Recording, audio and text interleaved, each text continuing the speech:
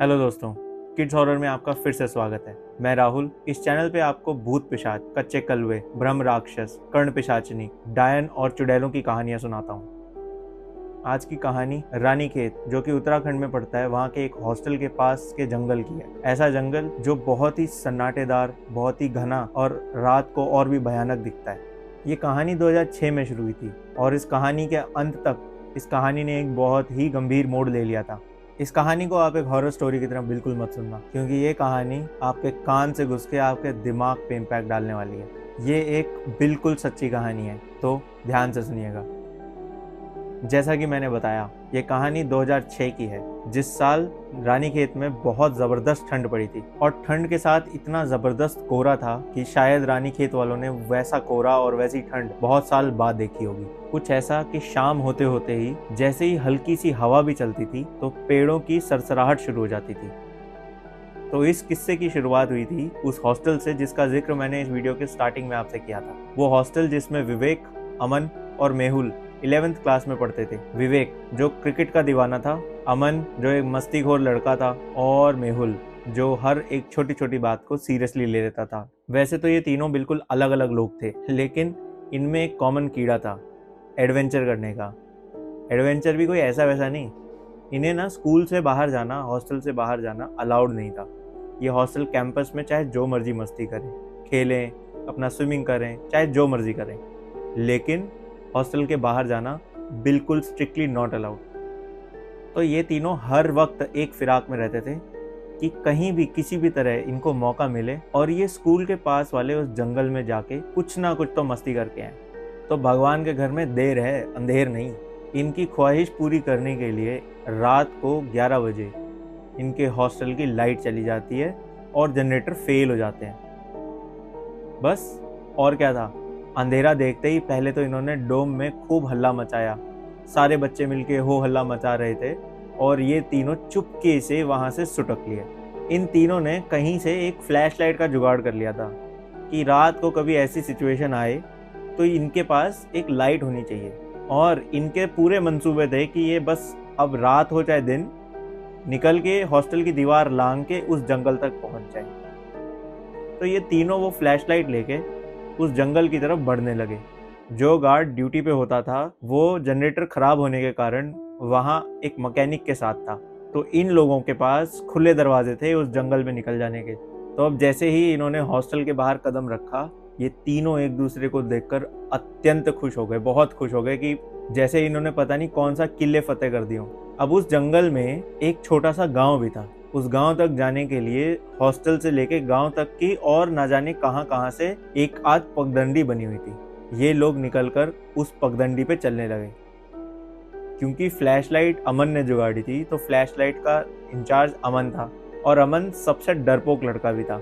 तो उसकी कोशिश पूरे रास्ते ये रहती थी कि बस फ्लैशलाइट से जो दिख रहा है वो मुझे दिखता रहे, बाकी किसी को कुछ दिखे या ना दिखे। तो थोड़ा सा चलते चलते इनको वही नॉर्मल पत्ते, पत्थर और ना जाने कौन सी ठंडी हवा लगती रही और इनको लगा कि सब कुछ तो नॉर्मल है। लेकिन कुछ देर चलने के बाद इनको दिखा एक छोटा सा दिया। दिए के आसपास थोड़ी हल्दी, कुमकुम और थोड़ी बहुत और सामग्री। किसी ने सफ़ेद चून से वहाँ पे कुछ बनाया हुआ था और जैसे तो किसी ने चित्रकारी करी हुई हो। और जो सामग्री थी वो रखी हुई थी पीतल की एक प्लेट पे। तो अमन उस पे हंस के बोलता है, देखो देखो, कोई अपनी चाट पकौड़े की थाली रख के चला गया है। अब ये सुन के विवेक और मेहुल को भी हंसी आ गई, लेकिन वो जैसे ही हंसे, उनकी हंसने की आवाज़ पूरे जंगल में गूंज उठी। और इस सुनसान और सन्नाटेदार जंगल में इनकी आवाज़ इन्हीं को खाने वापस आ रही थी।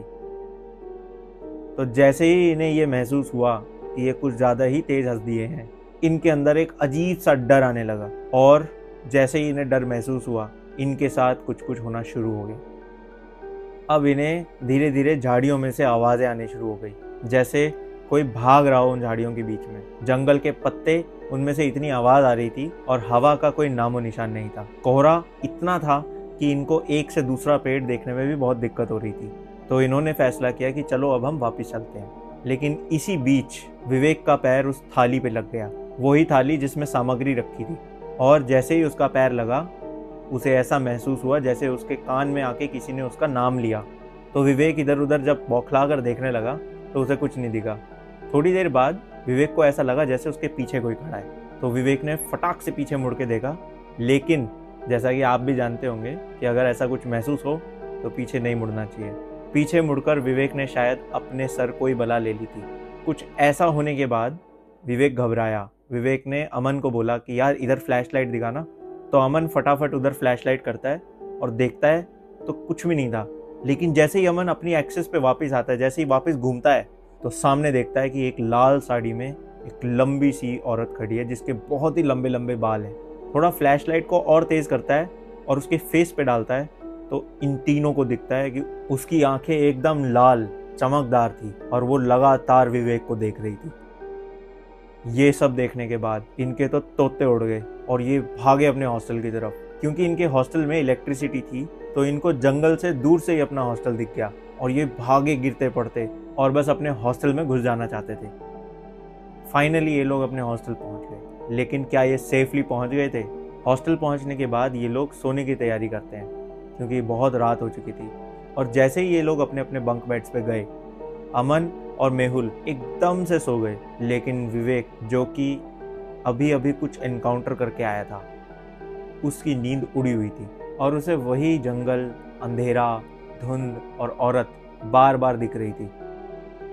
जैसे ही उसकी आंख लगी, उसे ऐसा महसूस होने लगा जैसे रात को उसके कान में आके कोई फुसफुसा रहा है। और जब जब ऐसा कुछ होता उसकी आंख खुल जाती। तो विवेक पूरी रात सो नहीं पाया। यहाँ से विवेक बदलना शुरू हो गया। उसके दोस्तों को, उसके टीचर्स को, इनफैक्ट उसकी क्लास के और बहुत लोगों को उसके अंदर बहुत अंतर दिखने लग गया। विवेक की आंखों के नीचे डार्क सर्कल्स होने लग गए। विवेक बहुत कमज़ोर हो गया। वो खाना खाता तो था लेकिन वो दिन पर दिन दुबला होता जा रहा था। बीतते बीतते 2 हफ्ते बीत गए। विवेक और अजीब हरकतें करने लगा। विवेक रात रात भर बैठा बैठा दीवारों से बातें करने लगा। वो रिक्वेस्ट करता था किसी से कि मेरे कान में मत बोलो, मेरे कान में मत बोलो। किसी से बोलता था कि मुझे सोने दो, प्लीज़ मुझे सोने दो। लेकिन ऐसा लग रहा था कि विवेक की कोई सुनवाई ही ना हो। ये सब देखकर उसके दोस्त बहुत ही टेंशन में आ गए थे और वो चाहते थे कि वो उसके पेरेंट्स को बुला लें, क्योंकि वो लोग देख पा रहे थे कि ये सब चल रहा है और टीचर्स नहीं समझते हैं इस बात को। और टीचर्स उसको रोज़ पनिशमेंट्स दे रहे हैं, उसको रोज़ इस बात के लिए परेशान कर रहे हैं या डांट रहे हैं कि वो ध्यान ही नहीं दे पा रहा है। क्या करें, वो तो बच्चे थे तो वो सिर्फ सोच पा रहे थे ऐसा। वो किसी को कॉल नहीं कर पा रहे थे, किसी को बुला नहीं पा रहे थे। और ऐसे ही वेट करते करते 2 हफ्ते और बीत गए। तो एक दिन सडनली इन लोगों को पता लगता है कि इनके हॉस्टल के बाहर एक बहुत भयंकर एक्सीडेंट हो गया है। किसी ट्रक ने किसी बच्चे के आधे शरीर पर ट्रक चढ़ा दिया है। जब इन्हें पता लगा कि वो बच्चा कोई और नहीं, इनका दोस्त विवेक है, तो ये लोग बहुत टेंशन में आ गए। विवेक बहुत ज़्यादा जख्मी हो गया था। उसका आधा शरीर जैसे ख़त्म सा हो गया था और उसका इलाज करने के लिए उसको एक पास ही के हॉस्पिटल में भर्ती किया गया। उसके भर्ती होने के 2 दिन के अंदर अंदर विवेक की मौत हो चुकी थी। अब ये सुनकर अमन और मेहुल बिल्कुल परेशान हो गए। उनको होश ही नहीं था वो, क्योंकि उनका एक बहुत ही अजीज दोस्त अब इस दुनिया में नहीं था। तो उन्होंने पता लगाने की कोशिश करी कि एक्चुअली हुआ क्या था। तो 1-2 दिन में टाइम देखकर उन्होंने विवेक की मदर को कॉल किया, यही जानने के लिए कि उसके अंतिम समय में वो क्या कर रहा था। लेकिन उस कॉल पे उन्हें ये बात पता लगी कि विवेक एक्सीडेंट होने के बावजूद अपने दोनों हाथों से अपने कानों को ढक के रखता था और सिर्फ ये बोलता था कि प्लीज़ चुप हो जाओ, प्लीज़ चुप हो जाओ, प्लीज़ मुझे सोने दो। और ये सुनकर उनकी हालत टाइट हो गई, क्योंकि विवेक तो हॉस्टल में भी यही बात कर रहा था कि प्लीज़ मुझे सोने दो, प्लीज़ चुप हो जाओ, प्लीज़ चुप हो जाओ।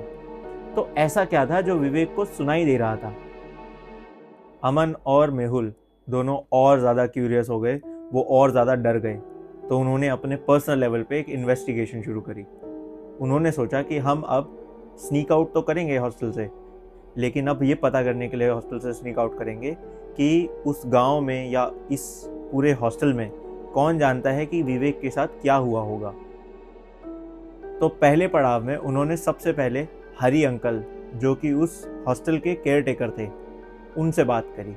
उनसे बात करने के बाद उन्हें ऐसा लगा कि उन्हें गांव में जाने की तो जरूरत ही नहीं पड़ेगी, क्योंकि हरी अंकल ने उन्हें बताया कि इस जंगल के किस्से मशहूर हैं। इस जंगल में एक तांत्रिक आया करता था बहुत टाइम पहले, जो यहाँ पे कुछ बंधन, कुछ टोटके करके एक कर्ण पिशाचिनी को सिद्ध करना चाहता था, और वो भी बहुत तामसिक तरीके से।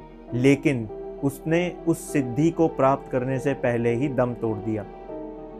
इस सब के बीच में क्या हुआ, वो कर्ण पिशाचिनी अब इस जंगल में भटक गई। अब बहुत सालों से उसी पगडंडी पे उस गांव का या इस हॉस्टल का या इधर के आसपास का कोई भी इंसान जा रहा होता है तो वो उसको रात को ज़रूर दिखती है।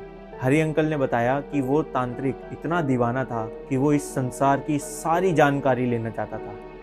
इसी कारण से वो उस कर्ण पिशाचिनी को सिद्ध करना चाहता था। हरी अंकल ने एक और अनुमान लगाया कि क्योंकि विवेक को अंत तक कुछ ना कुछ सुन रहा था, जिसकी वजह से वो सो नहीं पा रहा था, उन्होंने अंदाज़ा लगाया कि ये वही कर्ण पिशाचिनी है। अब ये सुनकर अमन और मेहुल डर के कांटा हो गए, और इन्हें अब ये लगने लगा कि कहीं हमारा हाल भी विवेक जैसा ना हो जाए। उनका ये हाल देख के हरी अंकल उन्हें पास ही के एक मंदिर में लेके गए, जहाँ के पुजारी उस गांव के ही थे। क्योंकि ये कर्ण पिशाचिनी का किस्सा बहुत पुराना था, तो उन पंडित जी ने भी उस कर्ण पिशाचिनी से बचाने के लिए एक दो उपाय निकाले हुए थे। इनकी हालत देखकर और इनकी कहानी सुनकर पंडित जी ने हाथों हाथ इनको एक कलावे का कवच बना के दिया, और जब तक इन्होंने ये कलावा पहन रखा है तब तक ये कलावा उस कर्ण पिशाचिनी से इनकी रक्षा करेगा। वो कवच लेकर ये लोग अपना हॉस्टल वापस आ गए। अब हॉस्टल वापस आने के कुछ दिन तक इनके दिमाग में वही बातें चलती रही कि क्या विवेक के साथ हुआ, और वहाँ पे सच में कोई ऐसी एंटिटी है जिनसे इनको डरने की ज़रूरत है। तो इनकी नींद कुछ दिन तो उड़ी रही, लेकिन जब इन्होंने महसूस किया कि वो कवच इनको रक्षा दे रहा है तो ये लोग अपनी ज़िंदगी में फिर से कंफर्टेबल हो गए। हरी अंकल ने बताया कि इस कर्ण पिशाचिनी का दिखना मात्र ही बहुत अपशकुनी है। ये जिसको दिखती है उसे बहुत परेशान करती है, और सिर्फ एक ही चाह रखती है, किसी तरह उस इंसान को अपने साथ ले जाए। आज भी जब उस हॉस्टल के किसी एक्स स्टूडेंट से इस कहानी के बारे में बात की जाती है तो उनकी रूह कांप जाती है, और उन लोगों के पास ज़्यादा कुछ नहीं होता बोलने को, बस इतना होता है, अगर आप सुरक्षित रहना चाहते हैं तो उस जंगल की उस पगडंडी पे कोई आवाज़ आए तो बस पीछे मुड़ के मत देखना। तो ये थी आज की कहानी। इस वीडियो को अंत तक देखने के लिए आपका बहुत बहुत धन्यवाद। आई होप आपको ये कहानी बहुत पसंद आई होगी। अगर ये कहानी आपको पसंद आई और मेरी कहानी बताने का तरीका आपको पसंद आया तो इस वीडियो को प्लीज़ लाइक करें, मेरे चैनल को सब्सक्राइब करें और वो बेल आइकन दबा दें ताकि अगली कहानी आप तक सबसे पहले पहुंचे। तो मिलते हैं अगली कहानी में। जय महादेव।